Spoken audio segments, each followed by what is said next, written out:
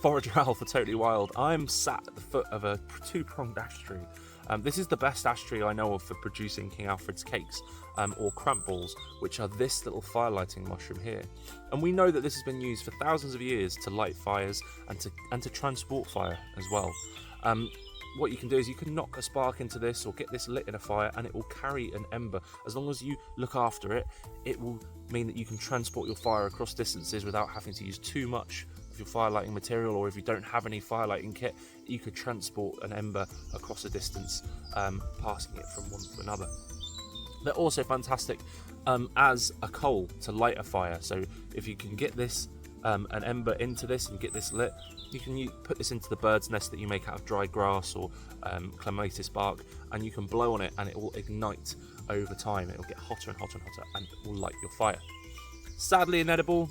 I wouldn't want to eat one anyway because they're really hard on the outside, and the inside is kind of like wet polystyrene.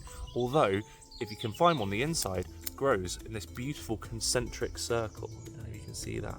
Lovely little rings, much like the growth rings on a tree. Like I said, they grow on dead ash or dying ash, and there's a lot of that about, especially in this forest, due to ash dieback.